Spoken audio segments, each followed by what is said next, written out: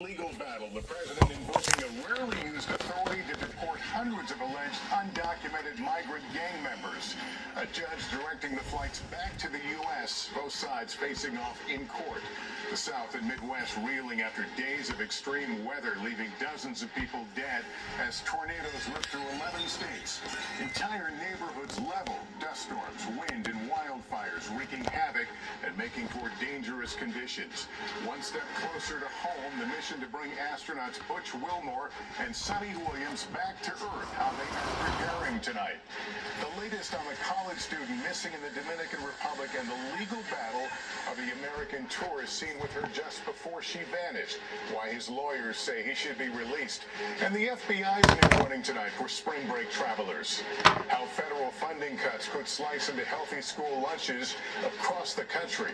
Forever 21 set to shut down, the mall staple filing for bankruptcy as fast fashion rivals and economic challenges squeeze the industry. Plus, the new details out just today on consumer spending. And the good news will introduce you to the teams making their March Madness debuts. This is NBC Nightly News with Lester Holt. Good evening and welcome. The Trump administration's widening crackdown on illegal immigration taking on new dimensions tonight, including challenging the authority of courts to dictate such matters and arming the president with new tools. In Washington this afternoon, a hearing concerning the administration's decision over the weekend to use the Enemy Aliens Act to deport from the U.S. hundreds of individuals said to be affiliated with Venezuelan and El Salvadoran gangs without due process. Today's hearing over whether the government violated a court's directive to order deportation flights to return to the U.S. Those flights instead flown to El Salvador. The White House saying they paid $6 million to detain them there. President Trump saying the gang's presence in the U.S. amounts to an invasion. It's the latest flashpoint over the president's aggressive moves to carry out mass and targeted deportations. Kelly O'Donnell has details.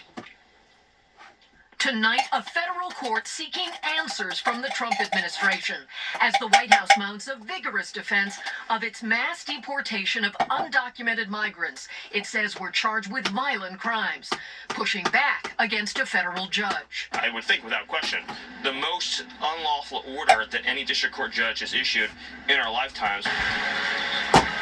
Posting a cinematic, music-backed video of the operation, the White House touted the removal Saturday night of nearly 300 migrants. Officials said investigators determined these are violent members of Tren de Aragua and MS-13 gangs classified as foreign terrorists.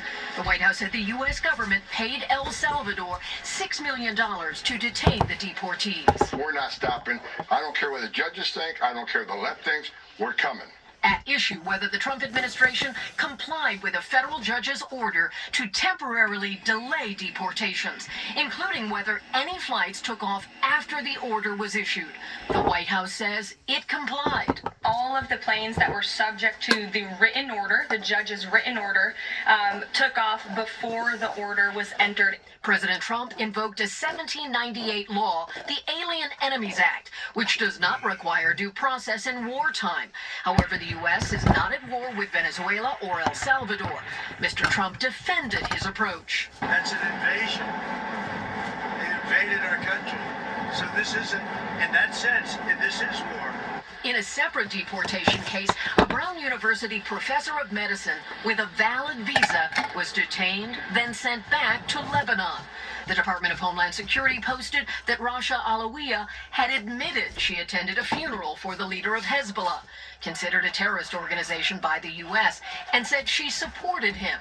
Her removal called common sense security. Her attorney could not be reached. These actions come as new NBC News polling shows 44% say the country is on the right track, the highest number in 20 years. Still 54% find the U.S. headed in the wrong direction. The president's 47% approval rating is his highest across both terms, while a majority, 51%, disapprove. And Kelly, we mentioned at the top of the broadcast that court hearing was underway. It has just ended, and I understand the judge had some pretty tough words for the Trump administration. That's right, Lester. The administration said it could not answer when deportation flights happened, which would have affected compliance, claiming they could not answer due to national security. The judge called that one heck of a stretch and said his authority was valid even if the planes were outside U.S. airspace. Lester? All right, Kelly, thanks for more. I'm joined by senior legal correspondent Laura Jarrett. Laura, this deportation case is just the latest point of tension between Trump and the courts. Yes, Lester, today it's an immigration case, but we've seen this same tension bubble up a few times now, including when a judge stopped the administration from withholding federal funding from states. Now, so far, DOJ appeals every ruling that doesn't go the administration's way, but at the same time, officials keep making statements that they don't think some of these court orders are legitimate, all raising the specter of how the judiciary can continue to serve as a check on this White House if defiance starts to become a pattern, Lester. All right, Laura, thank you. Tornado season, typically March through June, is off to a deadly start after an outbreak of severe storms killed more than 40 people this weekend. Kathy Park now on the destruction left behind by a reported 99 twisters. Tonight, parts of the Midwest unrecognizable, and so much of the South a debris field. The devastation from a weekend of extreme weather spawning destructive winds.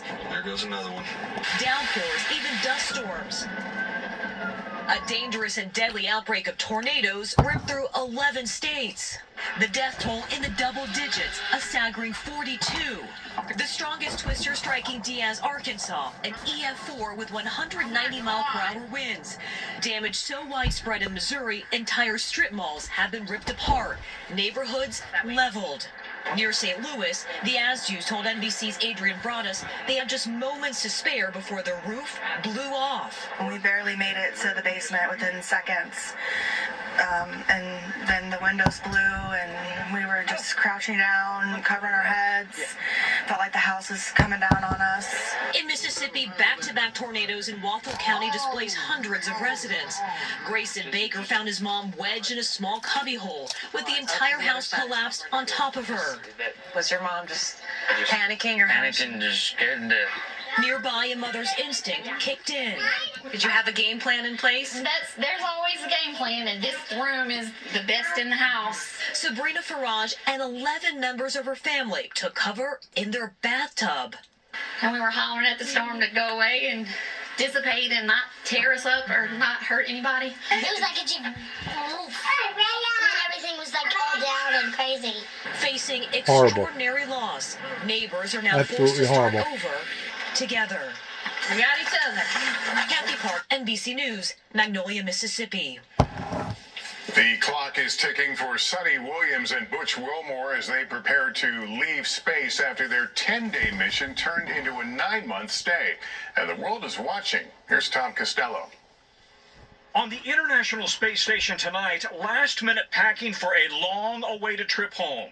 It was a wonderful day. Great to see our friends arrive. Sonny Williams early Sunday morning and fellow astronaut Butch Wilmore on the far left. Dragon contact and soft capture complete. After the replacement crew arrived in a Dragon spaceship just after midnight. I cannot tell you the immense joy of our crew when we looked out the window and we saw the space station for the first time. After their 286 days in space, Sonny and Butch will join Crew 9 astronauts, Nick Hague and Alexander Gorbanov, and close their hatch at 10:45 Eastern Time tonight.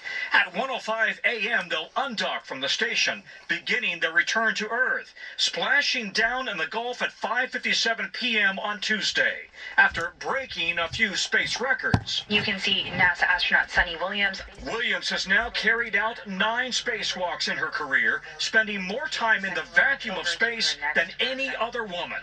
Yet both Butch and Sonny admitted to feeling the pull of Earth. Eventually, we want to go home because we left our families a little while ago. I want to hug my wife. I want to hug my daughters. And everyone craves a favorite food. I want a good pizza. That's what I missed the most when I was in space. Former astronaut Mike Massimino says coming home also means new priorities, like missing shingles on the family house. My wife's like, oh, we had a storm while you were gone. I'm like, well, what the heck? Why didn't you call the guy? And she's like, you're the guy. So I was, looking at the roof the next morning. And Tom, I'm mindful of something you've talked about here before. There is a physical adjustment to being back on Earth. Yeah, that's right. And Mike talked about it, right? Astronauts say they often feel wobbly and nauseated when they return to Earth because the ear's vestibular system has to readjust. But all astronauts go through a very thorough medical exam when they get to Houston, and they will not be allowed to go home until the doctors clear them, Lester. Well, we look forward to welcoming them back to Earth. Tom, thanks. The FBI warning people traveling for spring break to stay vigilant. It comes 11 days after an American college student went missing in the Dominican Republic. Jesse Kirsch is in Punta Cana. Police say Joshua Reeby was with Sudiksha Kunaki just before she vanished in Punta Cana. Tonight, the 22-year-old from Iowa is fighting for his freedom. A source in the Dominican Republic Attorney General's office tells NBC News Reeby's lawyers have filed a petition that's normally used to argue for release from detention. 11 days after Kunaki disappeared, police say no suspects have been identified. But Reeby's lawyers say his passport has been confiscated and he has been confined to the hotel since the investigation began. He is permanently escorted by the police anywhere he goes. He is not free to leave. The U.S. State Department would not comment on Reeby's status. We won't discuss a private situation, a private case, certainly when it comes to diplomacy, diplomatic relationships between one country and another. Kunaki, a junior at the University of Pittsburgh, vanished early on the morning of March 6th, soon after she was seen walking with Reeby in a group to the beach. Investigators interviewed Reeby as a witness last week. According to a transcript obtained by NBC News, which we translated from Spanish, he said after a large wave swept them out to sea, he was able to eventually get her back to the shore. But he says he then started vomiting. Later, he says he looked around and didn't see anyone. This weekend, Reeby was back on the beach, this time surveying the area with investigators. Meanwhile, some in Reeby's Iowa hometown are now coming to his defense. He wouldn't even hurt a fly.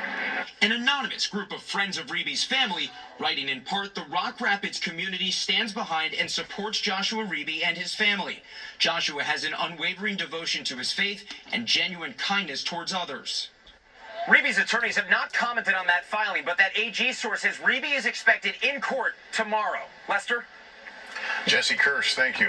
Now to President Trump's efforts to end the war in Ukraine. Ukraine agreed to a ceasefire, but Russia's President Putin has cast doubts, with Trump set to talk to him tomorrow. Keir Simmons is inside Russia.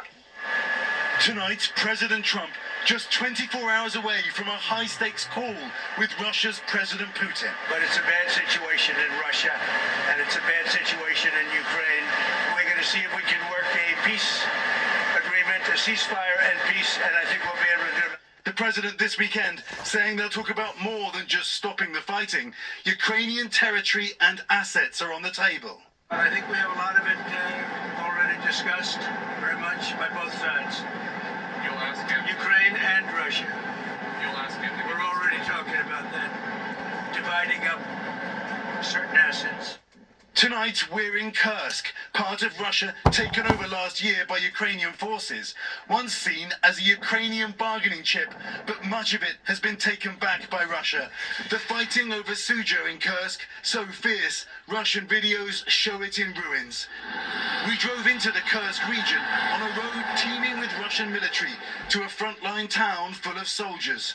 Many locals, hardened by years of war, are suspicious of President Trump, who now appears on the front page of newspapers here. Peace should be done the Russian way, not the US way, he says. There'll be a ceasefire, this woman says, when we win. Meanwhile, Ukraine's President Zelensky, who has already accepted President Trump's ceasefire proposal, tonight is accusing Putin of dragging out the war, saying pressure is needed on Russia and that Ukraine needs long-term security. Today here in Kursk, we saw evidence of battles, Russian trucks carrying bodies, and US Bradley fighting vehicles seized from the Ukrainians. Now comes the bitter negotiations. Lester? Keir Simmons near the front lines tonight. Thank you. In 60 seconds, the ripple effect from government cuts. How school lunches could be impacted by changes at the Department of Agriculture. That's next. We also do a local vendor spotlight every month, so. At Wayfair, we're game for every style. You know, I just got through talking to somebody on the phone, my cousin, and we was talking about how severe that all this could turn into, pertaining to the tariffs and peeing everybody off. And basically, it's coming into play right here, shortly after the oil companies done what they done. And of course, the oil companies done what they done right in the middle or the latter end of COVID. And you have to ask yourself a question. You know, it started out with toilet paper, and then it went to eggs. What's next? Well, what's going to be the next item that the American people are going to have to sacrifice for? But we really get to talking about other countries, especially, you know, your islands, Cuba, Philippines, etc. Especially your poor third world banana Republican countries. Could you only imagine how tough things are going to get? I mean, it was one thing to go through COVID. It was another thing to go through the gas deal. And now add all this on top of that. I couldn't even begin to imagine what it would be like if you didn't have the right position with the right people in the right country, of just exactly how horrifying that things are going to become towards not being able to get certain items that they have been adjusted to. You think it's going to be bad here in America, in which it may. But the first people that it's going to affect the hardest are going to be the poorest. And I hate to say that, but it is. Across the country, many students enjoy free lunches with community-sourced ingredients. But that focus on fresh and local food may change after federal cuts. Erin McLaughlin now with that story. At thousands of schools across the country, deliveries like this one are a lifeline. This morning, it's butternut squash grown just miles away, brought directly to the Chicopee High School cafeteria, where 2/3 of the students are eligible for a free meal. There's no healthier food than local food, straight from your local farmer. Melanie Wilk is the district's director of food service. Children who eat healthier food will be healthier and learn more. Exactly. Part of $1 billion in USDA cuts that helped fuel millions of students nationwide with fresh, locally grown food. In Massachusetts, over $12 million slashed. In the letter that we received, it said that the funding no longer effectuates the priorities of the administration. This is the money item. Forcing, Wilk says, items like fresh local meat that are pricier but considered more nutritious onto the chopping block. Is this in jeopardy? This could be in jeopardy. Wilk says it's a serious setback for students like senior Nair Wilson. Do you know of kids that rely on this? This is their one fresh meal for the day? Yes, I know. Numerous. And what do these cuts mean to them? It means that they're not being taken care of, no one cares, and we're not priority, and local businesses aren't the priority. Giving back is not the priority. NBC News reached out to the USDA and has not heard back. It's not just the students who will lose out. Local farmer Rosendo Santizo says 1/3 of his business could be impacted by recent USDA cuts. Are you worried you're going to lose your farm? I'm like half and half. An immigrant from Guatemala, now a U.S. citizen, Rosendo worked his way up from farm hand to farm owner. To be a farmer means a lot. So I enjoy to grow food, to feed people. You also feed kids. Yeah, I feel like that's why I came here. Now he fears his American dream is in danger. I'm going to fight really hard to keep my dream alive. So this is a huge setback. It is. But it's not over. No, absolutely not. We're going to feed the kids no matter what. That's the ultimate goal. The kids will get fed. Erin McLaughlin, NBC News, Chicopee, Massachusetts. There is more to talk about tonight. We'll tell you why Forever 21 just announced it won't be around forever, who it's blaming for low sales.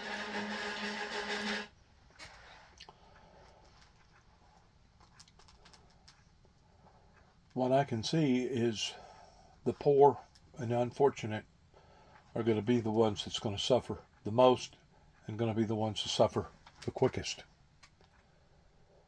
Especially, like I said, in some of these third world countries. To Europe. It's going to be absolutely awful.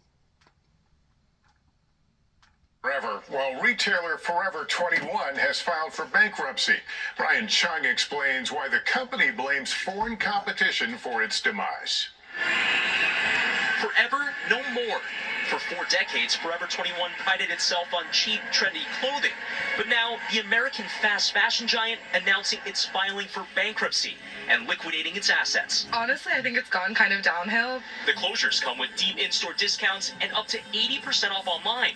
In its bankruptcy filing, the retailer blamed in part fierce competition from Chinese retailers Shein and Temu, which keep prices low with help from a trade exemption that allows them to skirt import taxes and tariffs. Their clothes are at a way lower price than Forever 21. So it made it extremely difficult for Forever 21 to operate. Forever 21, founded in Los Angeles, survived a bankruptcy 5 years ago, restructuring and closing more than 100 stores.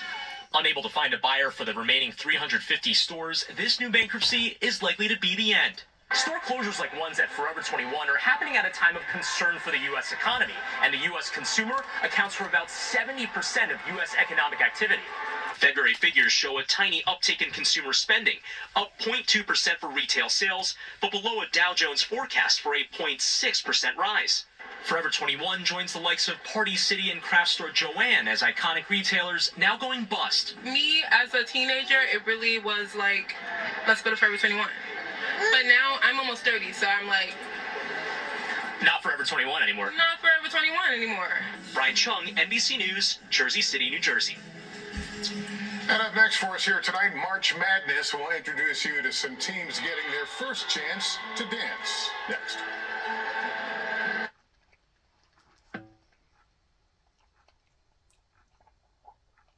We're going to go through this, and we're going to go on to including right Stoddard County, New Madrid County in Missouri, Butler County, and then Johnson, Illinois. You had an EF2. That was a very short-lived tornado, but fortunately not a long track. There were a couple of those out there, but those were the EF3s and not much larger. Not much going on here locally. We are quiet. We will stay that way for tonight. It's a decent forecast for the remainder of tonight, but there are some changes on the way. Tomorrow we become windy and storms will start to increase again for Wednesday, and a quick hit of flurries Thursday morning, so a chilly start, but then more rain back in here this weekend. And as we look at temperatures across the region right now, we've got low 60s in just about every location, and we will continue to cool off again later tonight. But I'll talk about the changes, the bumpy weather ahead, all coming up in my forecast, Jen. All right, Mark, thanks. More than 100 calls and messages for repairs. It's what one roofing company says it's gotten in the past 3 days or so after the heavy rain, high winds, and hail. But scammers know you're in need of a fix, so it's important to know the signs to keep your money safe. Local 6's Ariana Allen joins us. Ariana, how do these scammers target victims? Jen, by going door to door after major storms, offering to help victims clear debris or patch up homes. After a victim pays a deposit, this person disappears after doing a little to no work. I talked to Integrity Roofing today about how to not only protect your wallet, but also your home if it's damaged. After a major storm, Integrity Roofing and Exterior gets lots of calls, all from those affected looking for repairs. Obviously, Saturday morning after the storm, we were pretty busy. We have our First Impressions team who answer our phone. We called them in to work the phones for a couple hours. They worked till about noon, and then things kind of calmed down. Interestingly enough, late Saturday evening into most of the day yesterday, we were extremely busy with calls. Paducah Regional Coach Matt Haney says a lot of their calls were due to leaks and wind damage. For that, you want to look after that wind event. If you're seeing shingles in your yard, obviously look at your roof. If you're seeing what appears to be missing shingles or things, you want to be aware of that. With this surge of business, Haney says storm victims need to remain cautious. The biggest piece of advice I can give anybody that's dealing with damage is make sure that you're the one that contracts the contractor that you choose. Another thing to be on the lookout for? I'd be very leery of any contractor that is knocking on your door and just doing your whole neighborhood. When we have an event like we had, you're going to see a lot of companies from out of town. They may look local. If you've never heard of them, be leery. The Better Business Bureau says there are some things you should do before hiring a roofing company to avoid being scammed. They say call your insurance company first, research any companies, and watch out for red flags, and you can shop around. After you come to a decision who you want to give the job, they add you should get it all in writing, get a receipt, and keep your contract. Jen? Thanks, Ariana. So far. Not only that, but anytime an area like that is hit of any sort, it leaves the public vulnerable pertaining to hooligans coming in and taking advantage of people. They could come in there with a van or a truck with stick-on magnets that says this is a legitimate company, and odds are probably wouldn't no cop ever suspicion that truck sitting there or that van sitting there. And besides that, with the work being, spread out, it leaves people vulnerable towards people being able to break in people's homes and robbing them during an episode like this, because you'll have, like I said, hooligans that'll come out of the woodwork that'll be willing to do anything to get $1 for nothing. And it doesn't matter if you steal it by lying to somebody, or you break into somebody's house and you take an item out of their house, or you take them for everything that they're worth. Stealing is stealing. It don't matter what form of stealing that you're doing. Stealing is still stealing. And so far, the BBB says it's gotten reports about these scamming contractors in Missouri. And this is just the start of severe weather season in our area. Make sure you have the Local 6 Radar app downloaded now to get updates on the weather where you live. It's free. Be sure to enable push alerts. New at 6, Kentucky State Police investigating an officer-involved shooting in Lyon County. The agency says the suspect, Jedediah Skinner, got an altercation with deputies. Deputies shot, hitting and killing him. This happened at this Huck's Travel Center in Catawba. Deputies followed Skinner's Deputy on deputy. Happens more frequently than what you think.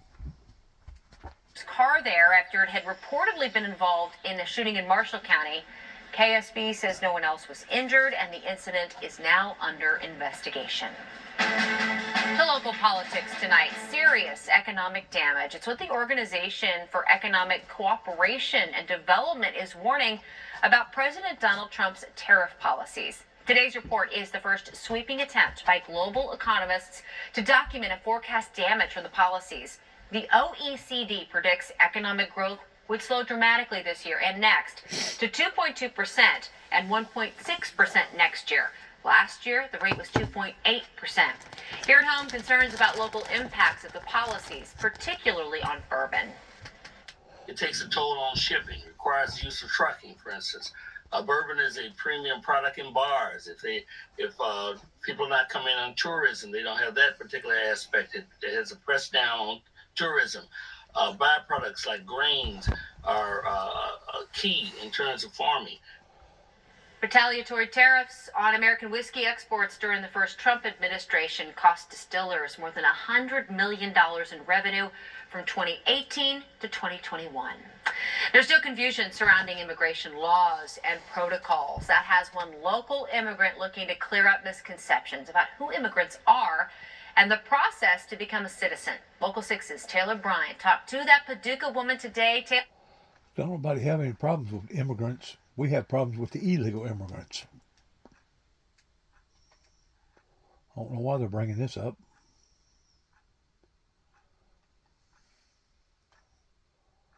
Let's just keep going. Keep going.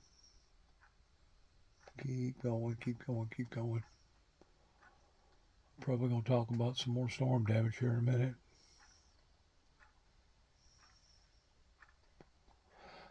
Yep. What is this?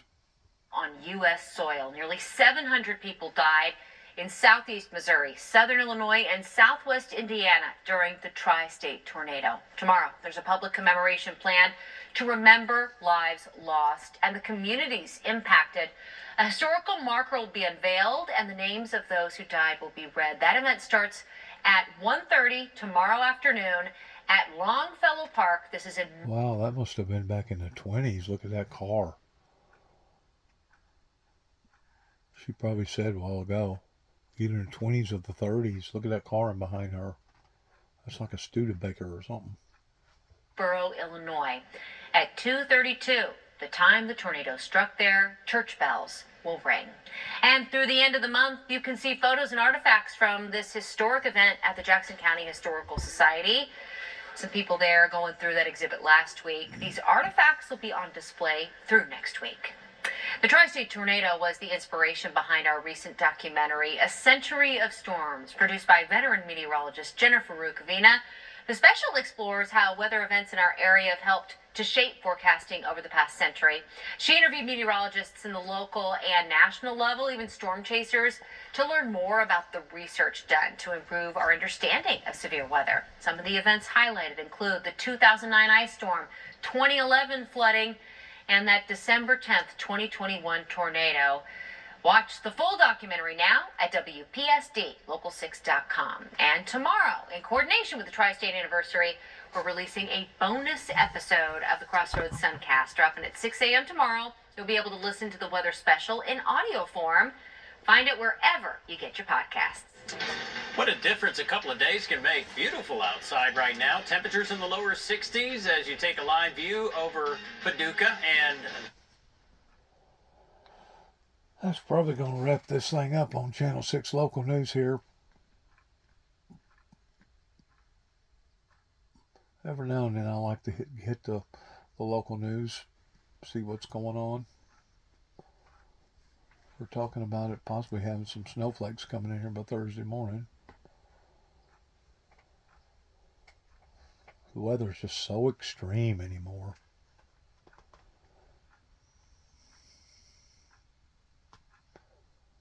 It's become very, very aggressively violent too. Don't matter if it's a water incident, a dry incident, a wind incident, a hurricane incident. I'm really surprised that we ain't seen a major volcano in this area erupt or having a major earthquake. That'll probably be next. A lot of concerns. From Reagan National Airport, where flights resume. A lot of concerns about how that we're affecting our atmosphere and our planet and our one another's opinions and attitudes. Like we was talking a while ago to my cousin, it's got to the point that people just don't visit people no more. It used to be common towards people going in somebody's house and staying for 2 or 3 hours. That you just about almost throw that completely out the door. And it's got to the point that everybody's now isolated. Don't nobody want to talk other than text. And we just live in a completely different world today than what we did even before 9/11. Basically, it was 9/11 that turned this thing up on its head, to the degree that now it can be summertime. You drive around, you don't see hardly no kids playing in their yards. It can be wintertime and come a big snow, and you don't hardly see no kids out playing. Why? Because they're isolated. They stay in the house. We become hermits. Something has affected us. We're no longer, our social status has been almost completely destroyed. Almost completely destroyed. And that's sad, because at one time we used to be one of the friendliest countries in the world pertaining to hospitality. And of no further force or effect because of the fact that they were done by auto pen. In other words, Joe Biden did not sign them, but more importantly, he did not know anything about them, end quote. Now, obviously, the auto pen, it's a device presidents of both parties have used to sign documents when they don't have the time or inclination to sign it by hand. It's not clear if President Biden did that or not. I understand you were not involved in those decisions, but can a president void his predecessor's pardons regardless of the circumstances? Does it work that way?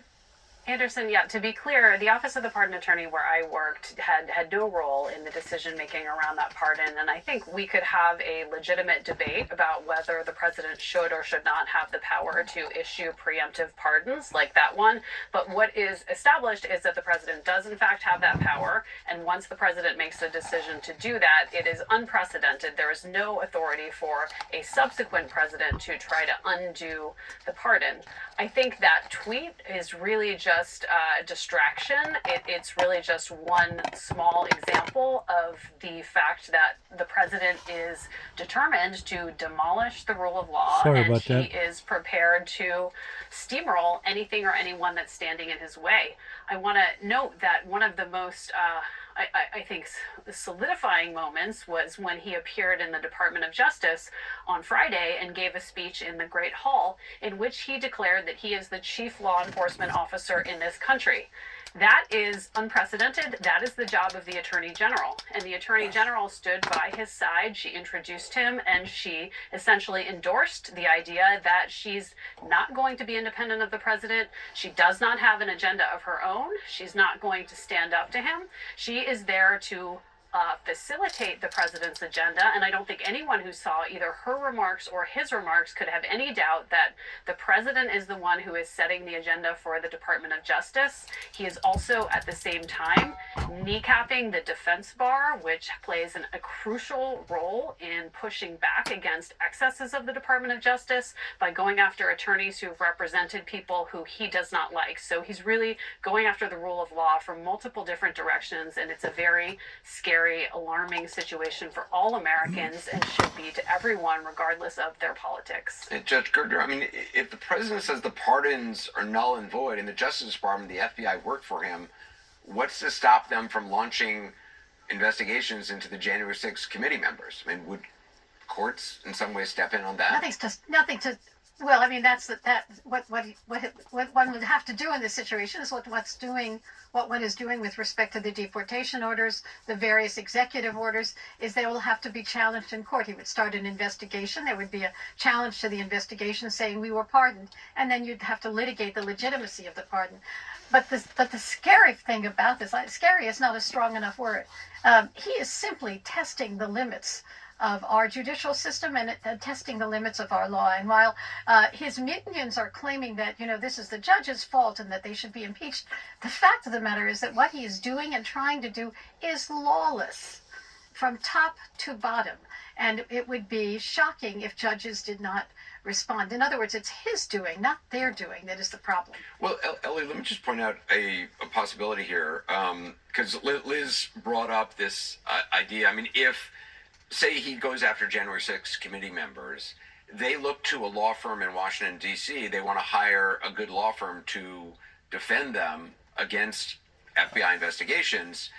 The president is now going after law firms in Washington specifically to prevent them from taking cases of people who might be run afoul of the Trump administration. So he's going after big law firms in Washington to intimidate them to not take any of these cases. This targeting of law firms is so corrosive on a couple levels. First of all, it threatens the very existence of these law firms, because the question is, if there's a huge client out there, a defense contractor that needs to get contracts with the federal government to survive, why are they going to hire one of these law firms on the blacklist? I should say, I worked at Covington & Burling a long time ago, one of the law firms that's been singled out. But right, any corporation, why would they hire one of these law firms if the president is going to attack that corporation just because they use these lawyers? If they're going to be shut out from contracts. But more to the point, it goes to the heart of the right to counsel. Covington's great sin here is they're representing Jack Smith. Whatever one may think of Jack Smith, and I don't think he did anything remotely criminal, he sure as heck is entitled to have counsel and to have counsel of his choosing. Criminal defendants are entitled to the counsel, and if they can afford it, counsel of their choosing. So not only is he posing a very serious threat to law firms, and by the way, people at law firms are rightly extremely alarmed about this, but he's really undermining the constitutional right to counsel that applies to everybody.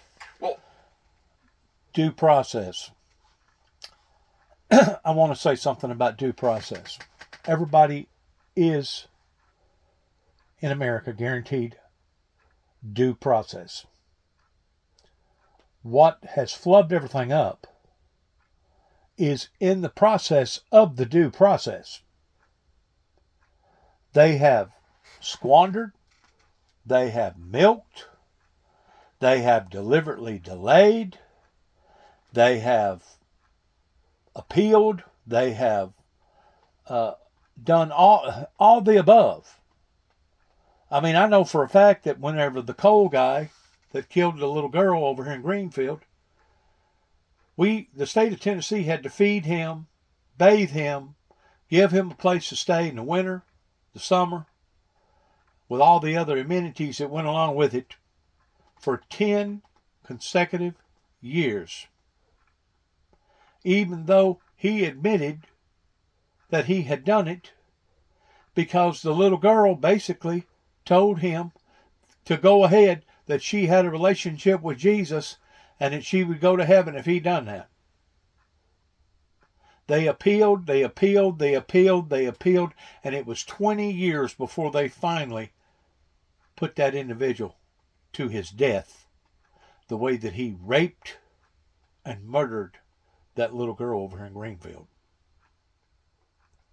There should only be one appeal pertaining to the process. Everybody is due process, but it's the way that our government handles the due processing, especially those that is already admitted to the crime, or you got inkling evidence of describing the fact that you are guilty. One appeal.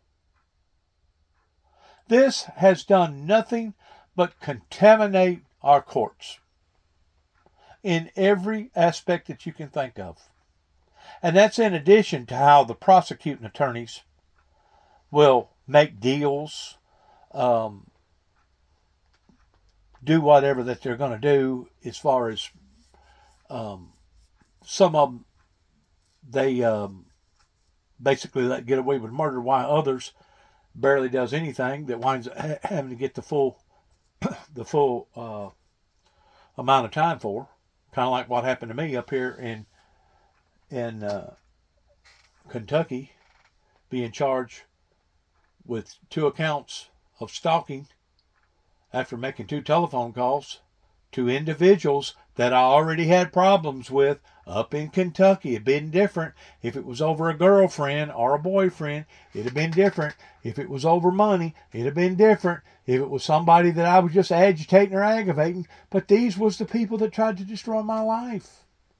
Not once, not twice, but 3 different times up in Kentucky, pretending to land between the lakes.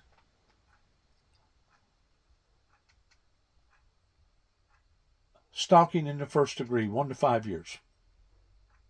And they had convinced me that that's exactly what I was looking at, because they was not going to bow, bend, or bow until I agreed to sign the little affidavit stating the fact that I would not sue them or come back and do anything to them, either legally or non-legally.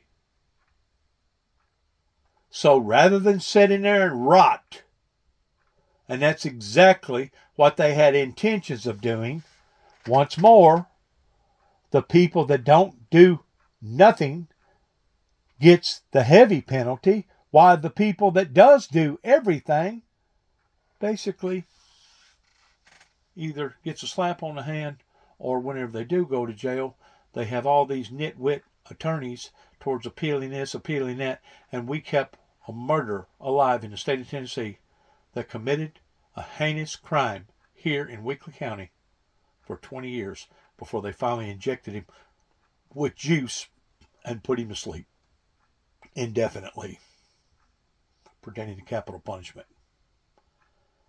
So whenever they talk about this stuff, they're only talking about different perspectives that they want the public to hear coming from them. They don't want to get down to the grassroots. They don't want to get down to the nuts and bolts. They don't want to get down to the nitty gritty pertaining to how come that this is in the shape that it's in. They only want to tell their side and their perspective of it towards trying to make somebody like Donald Trump either look like an idiot or look like somebody that's playing in left field whenever he ought to be playing in right. Well, the thing about it is, these presidencies that we've had now for many, many years hasn't been nothing but puppets. And it's been your lobbyists and other people that told them what to say, when to say, how to say it, where to say it, and etc., towards basically being their mouthpieces, their communicators to the public. And that's not what a United States president is supposed to be doing. He's not supposed to be subjected to ever and anybody's will at their will. The President of the United States is supposed to be independent towards operating pertaining to his personal will, his independent will. Now, granted, if he does do something that is really, really far-fetched, that's where we have the other two tiers that's supposed to step in and either correct or stop or punish, whatever be the case, pertaining to your Congress. And then, of course, you got your Supreme Court on top of that. But this thing has been nothing but a circus for the past 25 or 30 plus years, ever since the Reagans and the Bushes got out of there, and we're paying for it dearly today, beginning with 9/11, that turned this country totally upside down. That even to this day, our Congress wants to justify lawsuits over killing people's lives, knowing that the killers are still over in Saudi Arabia. And our rich people are still tagging right along because they're exempt pertaining to being prosecuted by any of our laws, other than somebody suing them for monetary gain. From all appearances, our Congress has lost all integrity whenever it comes to operating the way that our core has been operating for the past 200 years or 150 years or however long that we've been in existence. They're deliberately manipulating the Constitution. Like I said, they're punishing people that shouldn't be punished, or the people that should be punished are not punishing. They're favoring to the wicked or the evil, the axis of evil, which according to Dick Cheney, that was the whole reason for going to war pertaining to Desert Storm and Desert Shield regarding Saddam Hussein. Well, also, Liz, I mean, it's going after these attorneys, not necessarily for anything they've done, but just for being on this law firm, removing security clearances, stopping them from entering a federal building so they can't even defend a client to meet with government prosecutors. Yeah, it's very scary. I spent 10 years working as a federal public defender, and Scary. The scary part has been people that's been roughed up by the system that hadn't done nothing. That's the scary part. Like I was talking to my cousin a while ago. I haven't never got no DUIs. I haven't never been busted for drugs. I'd never been busted for selling drugs. I had never raped nobody. Hadn't never harmed nobody. Didn't want to harm nobody. I haven't got out here and manipulated people's lives or beat people out of a lot of money pertaining to on a car deal or whatever. I'm not out here thieving and thugging like a lot of our legalized extortionists is doing. They're just doing it in a crafty type way. And once more, we can see where the system has now overloaded itself, and now they're trying to make corrections, but in the form of their corrections, you're actually going to punish the poor or the unfortunate people, the second and the third class citizen. You're going to punish them more, even though it was the first class citizens that got us in the shape that we're in. Once again, I don't see nobody going in and confiscating all their money out of their accounts. I don't see nobody confiscating their home and all their trinkets and all their houses and their vacation homes and their yachts and all the above pertaining to the politicians, the people that has got us in the shape that we're in right now. I don't see nobody even making that offer in doing that. And that's another reason why that the system has become so corrupted is because there wasn't no penalties towards people coming in and violating the principles. And that's exactly what has occurred. And now they're wanting to say, oh, Donald Trump is the one that's violating the principles because this president didn't do that, and this president kept his mouth shut about that, and this president kept his mouth shut about this. You see how mixed up it is? It is totally mixed up to the point that they don't know their behindies from a hole in the ground to most of them. They may have all kind of book sense, but when it comes to common sense, some of them attorneys making $150, $200, maybe $300 an hour. You telling me that ain't extortionist? I mean, we want to point our fingers at the banks. We want to point our fingers at the insurance companies. We want to point our fingers at the hospitals and the doctors towards extorting the people. You better look at the root of the problem is what you need to do. You need to go to the problem pertaining to our judicial justice system that has been tainted, taken completely out of context in the form of proper.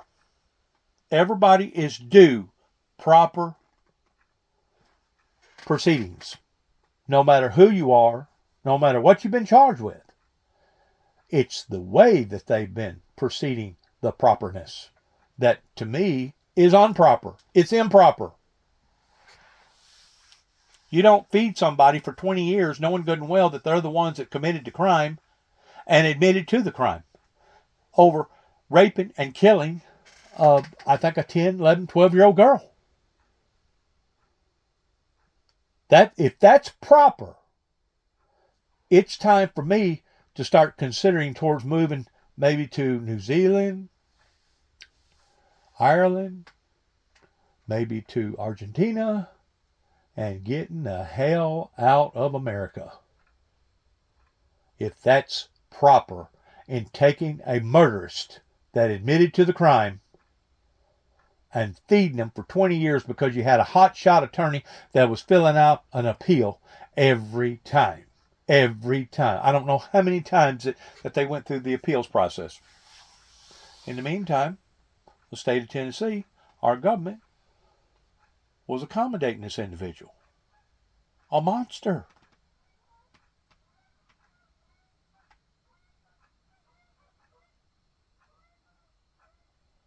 An absolute monster. That defense attorneys play an absolutely... So it's monsters that are defending the monsters. You got defending monsters defending the monsters. What did Christ say? Christ said that sinners love sinners. He didn't say that they didn't love each other. He said sinners love sinners. But the type of love that sinners have with other sinners is not an agape love, number one. And number two, even though they love one another, and they may go through the formalities of acting like that they're a Christian and go to church and all the above, but those will be the people that regrettably God's going to say, depart from me, for I've never known you, because they was not true in spirit. They had conformed the outward appearances, but inwardly they were still just as corrupt. I'm glad that I don't have that job towards being the judge during the great white throne judgment. Vital role in pushing back against some of the prosecutorial powers that the president is asserting. Without defense attorneys, the prosecutorial power is essentially unchecked. We've heard a lot about weaponization of the Department of Justice from this administration. The fact is that the instruments of the Department of Justice, they are very, very powerful tools, and the effect can be quite damaging if you are on the receiving end of a federal prosecution. But that is by design, and it is a feature of the system that we have all of these safeguards to ensure that those powers cannot be used unchecked. We have guardrails within the Department of Justice that are being ripped away right now by this administration. We have guardrails outside the department, like the right to counsel, that are being ripped away. And at the end of this, there is going to be nobody left standing who can safeguard against any of the unprecedented uses of the Department of Justice that this administration seems to be embracing. Everyone, thank you. I appreciate it. Due process. Due process. That's what I'm saying. People has taken advantage of this. And they have deliberately prolonged things, or they have attacked people that they shouldn't attack, especially your nonviolent citizens in America, that I could mention right now, almost 100 that I know of, that has felonies, but yet no, it was a nonviolent crime. And they want to tell us that they're in business pertaining to these judges, these attorneys, these courts, that they're in business to reform society so society will become a more civilized society? Whenever they're releasing or not punishing the guilty and going after those that hadn't done nothing and trying to put lifelong sentences on their lives, you tell me that this thing ain't evil? It's way out of kilter. And until it starts at home, pertaining to your county, and it goes up to your state, and then from state to the federal, we won't never see a difference in the way things is handled. Just like I'm gonna use O.J. Simpson pertaining to Johnny Cochran.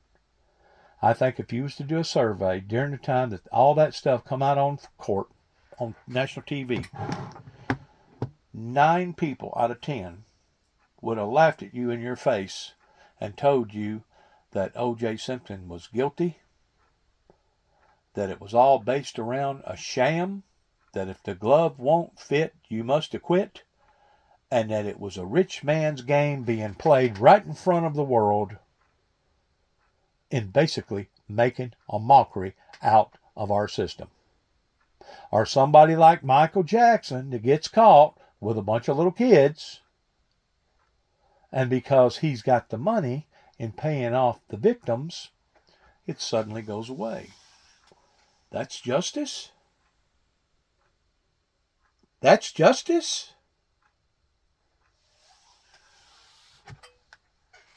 And I could go on and on and on with case after case after case after case. This plea bargaining stuff is one of the main reasons why that we're in the shape that we're in towards allowing for the guilty to escape while punishing the innocent. And you can't tell me that there's many people, either in county, state, or federal jails right now in the year 2025 in America, with it being one of the most highly incarcerated countries of the world. You can't tell me that there's least a certain percentage. It may not be but 2%, 3%, 4%, I don't know. But there's a certain percentage of people that was at the wrong place at the wrong time, or they just didn't have proper defense in defending them. Somebody spending a little time in exploiting that in which what had occurred in their lives, and they're basically being not only charged, but being punished for crimes that they didn't commit. So it's really not about reform, is it?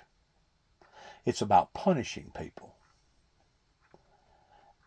And what gets me, there's nowhere in our books that says that it's against the law to be poor whenever somebody is driven into poverty. But yet no, as soon as you become poor, as soon as you are poverty stricken, that opens up a brand new venue for our law in attacking those people. Sleeping on sidewalks, having tents, doing all kinds of stuff that the rich and the powerful ain't going to have. Even though it was the rich and the powerful that allowed for all the factories, 90,000 plus factories to leave America in the past 25, 30 years. And even though it was the rich and the powerful that allowed for the situation to get in the situation that it's in. There you go again. You're punishing the unfortunate, the second and the third class citizens, while the first class citizens is still walking around. Huh, I got away with that, didn't we? Heck yeah. We laughed our way all the way to the bank. While they're driving nice cars, living in nice homes, having nice bank accounts, having things that the normal person don't ever get to have.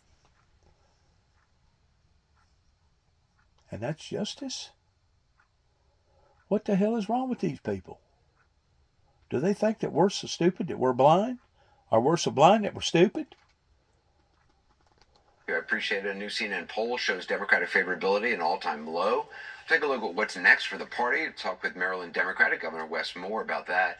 Also, Ed, President Trump and Vladimir Putin are set to speak by phone tomorrow about Ukraine, according to the president, dividing up certain assets, in his words. Our Fred Pleitkin is in Moscow tonight with new details.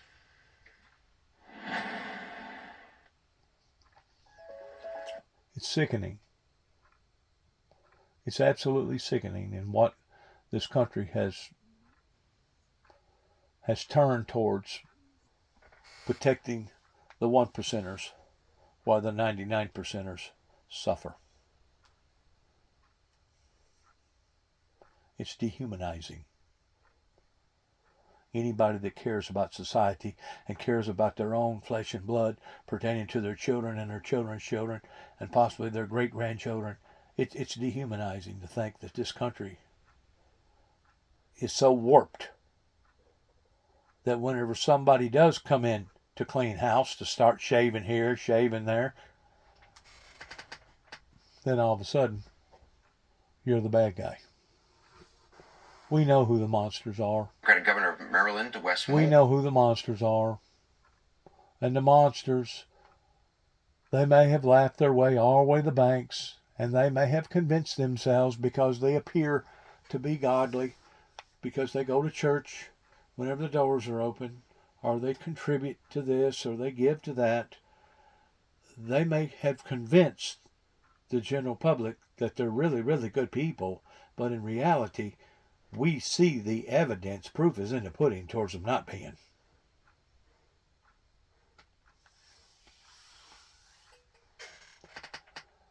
It's a sham. More about the state of the... It's a gimmick.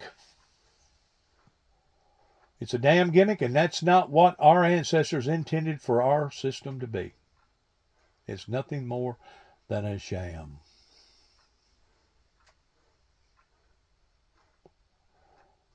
I'm really surprised that somebody in either a black suit or a white coat hadn't done already come knocking on my door.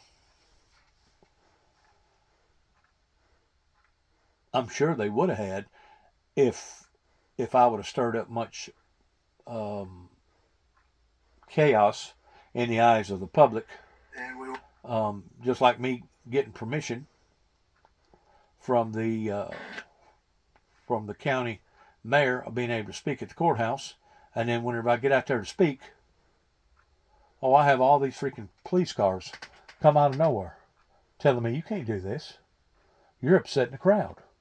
You're upsetting the public out here. You're speaking too loud. Go home. You're not allowed to speak. And that was after getting permission. I was told later that I should have got permission from the city mayor versus the county mayor. The thing about it is, that courthouse, by law, and the sidewalk that's attached to it is county property. It is not city property, even though it's set in the center of the city. I don't care what town it is. That county courthouse belongs to the county. I had gotten permission from a county mayor. I was on the county sidewalk. But yet, no, I was told to remove my presence immediately or face the consequences. Now, you tell me who's running the show and who makes up their own rules and who gets away with this and who don't get away with that. President Trump and Vladimir Putin are set to talk on the phone tomorrow about U.S. efforts to end the Russian invasion of Ukraine. Here's what the president told reporters this afternoon. We're going to have a very important call. You know, we've had calls, but we're getting down to a very critical stage. And we want to get the whole Russia-Ukraine thing done. And I think Ukraine wants it. I know they want it. Everybody wants it. Last night, President Trump said that a lot of work was done over the weekend. Those were his words. As you likely know, just last week, Ukraine said it would support a U.S. proposed 30-day ceasefire. Here's Fred Pleitgen with what's being said in Russia. Excitement on Russian state TV, the leading talk show previewing President Trump's latest diplomatic advances towards Russian leader Vladimir Putin.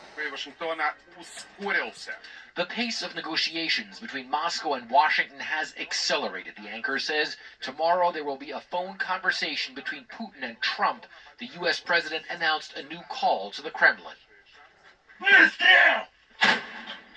As the unrelenting battles continue on the ground, the White House claims it's making progress towards a possible ceasefire. With the Ukrainians already on board, President Trump now trying to convince Putin to sign off as well, even as the Russian leader says many issues still need to be sorted out. We'll be talking about land. We'll be talking about power plants. That's up. You know, it's a big question. Let's back up. Let's back up for 1 second. Watch these guards. A possible ceasefire. Watch these guards whenever Putin walks through this door. Watch these guards. With the Ukrainians already on board, President Trump now trying to convince Putin to sign off as well, even as the Russian leader says many issues still need to be sorted out. Is that weird or what?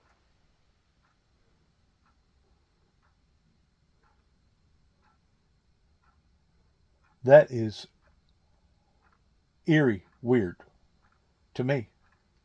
Watch them. Both of them are turning their heads at the same time.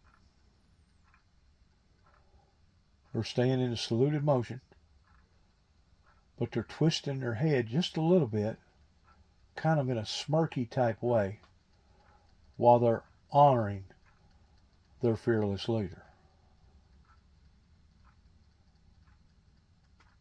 Is that not eerie weird to see people do their president or their king or their whoever that they want to call them that way? That's eerie. I didn't know that they'd done stuff like that over there. And if they'd done that, God only knows what else that they do in their military services. That's probably just as weird or just as eerie. We'll be talking about land. We'll be talking about power plants. That's up. You know, it's a big question. But I think we have a lot of it already discussed very much by both sides. You'll ask him. Ukraine and Russia. You'll ask him. We're already talking about that. Dividing up certain assets. Dividing up assets between Ukraine and Russia, while Moscow's forces are seemingly on the brink of ousting Ukrainian troops from their shrinking foothold in Russia's Kursk region, soldiers collecting war trophies after hard-fought battles. The Russians say they're also pressing on various other front lines, and they don't want to give any of that territory back to Kyiv. Moscow also giving a big niet to the idea of putting European NATO troops on the ground in Ukraine as peacekeepers. The Kremlin lashing out at the notion. We are talking about the fact that viable regulation is only possible by taking into account and solving the root causes of the problems associated with Ukraine, and they are going to create additional root causes. But on Moscow's streets, optimism that an end to the war may be in sight, brokered by the U.S. president. Do you think that progress is possible in this phone call to end the war in Ukraine? I think progress will be definitely. Definitely. Why do you think so? You're very optimistic. Yeah. Why? Because I love my life. I love my country, and I think all that will be good for our country. But the Kremlin has cautioned diplomacy is still in its early stages, and many hurdles will have to be overcome to silence the guns on the battlefield. And Anderson, tonight, the Kremlin saying that the call between Vladimir Putin and President Trump only took a few days to set up because both sides felt it was that important. Also acknowledging that Putin is already diligently preparing for that call, having talking points prepared with Russia's positions on the Ukraine conflict. Anderson? Fred Plotkin, thanks so much. Now, I just wonder how many other people's going to be listening in on the other end of the lines as the telephone calls are being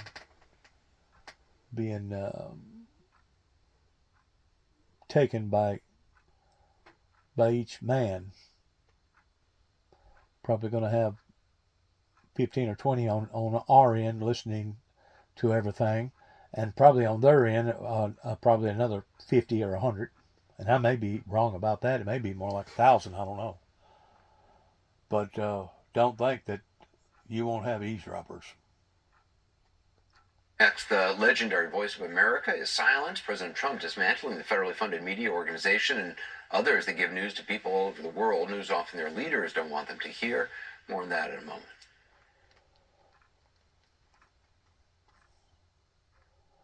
None of this stuff is normal. None of this is normal. Around the world, and nearly 9 out. We have reached a level of abnormalness because of what various politicians has done in leading us down this road of doom. Gaza, this is efforts to extend the ceasefire and free more hostages who are already stuck. The IDF and Israeli security agencies say they're, quote, currently conducting extensive strikes on terror targets belonging to the Hamas terrorist organization in the Gaza Strip. The civil defense in Gaza says a number of people were trapped under the rubble of homes that were bombed in various areas of the enclave. We'll have more of this throughout the evening. President Trump has gutted the federally funded media outlet Voice of America and others run by its parent agency like Radio Free Asia and Radio Free Europe. On Saturday, virtually the entire staff of 1,300 were being put on leave. Now some listeners around the world say they only hear music. More now on the history of Voice of America and why it was once considered so important. Kayla Tausche joins us. When The Voice first went on the air 45 years ago, the announcer said, "The news may be good or bad. We shall tell you the truth." Chartered by the U.S. to combat misinformation during World War II, Voice of America first broadcast from New York into Nazi Germany in 1942. Hier spricht eine Stimme aus Amerika. Long seen as a way to promote America's interests and ideals overseas. Providing reliable, uncensored information is an important part of our country's diplomacy. VOA and its affiliates transmit history-making moments to citizens whose governments are limiting their information.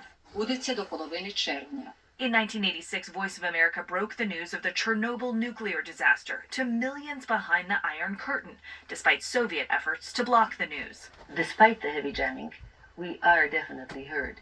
Even today, the U.S. Agency for Global Media says 10 million Ukrainians listen regularly, 10 million in Russia, 2/3 of all Afghans, at least 427 million listeners around the world.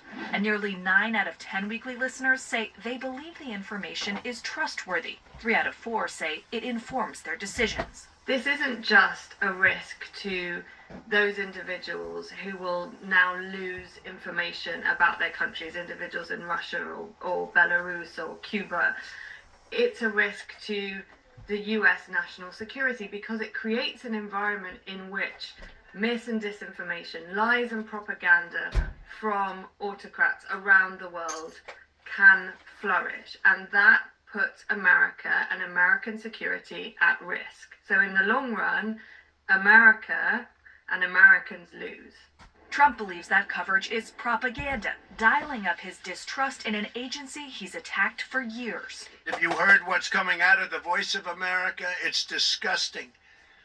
What things they say are disgusting toward our country. In his first term, Trump's former chief of the U.S. Agency for Global Media purged division heads, and in 2020 accused the VOA of airing pro-Biden content to sway Muslim voters. The group's senior advisor now is Trump loyalist Carrie Lake.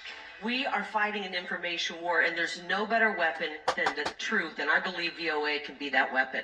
Now, citing the group's perceived partisanship, Trump has ordered it to be reduced to, quote, the minimum presence and function required by law. But VOA's broad mandate may complicate what that means.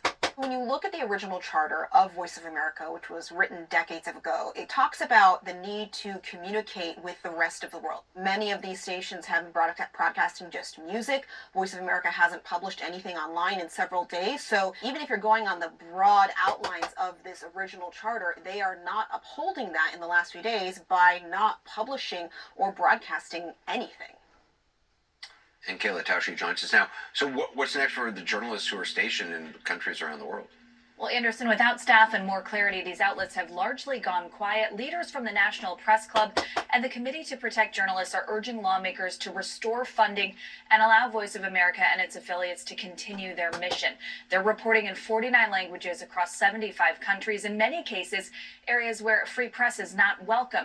Jody Ginsburg, the CEO of CPJ, tells me there are at least 5 journalists employed by the U.S. Agency for Global Media who are currently imprisoned for their work. Their fates unclear. Anderson. Kayla Tausche, thanks very much. That's it for us. The news continues. The Source with Caitlin Collins starts now. And you know, I don't doubt Straight from the Source tonight, an escalating showdown as a federal... that what President Trump was talking about of it being true, because anytime you have a country that's willing to let people burn American flags and be disrespectful to our fundamental values here in America, there ain't no telling what people get online and talk about regarding bashing America and bashing America's standards. Good luck to all of us. God bless America. Heaven help us all.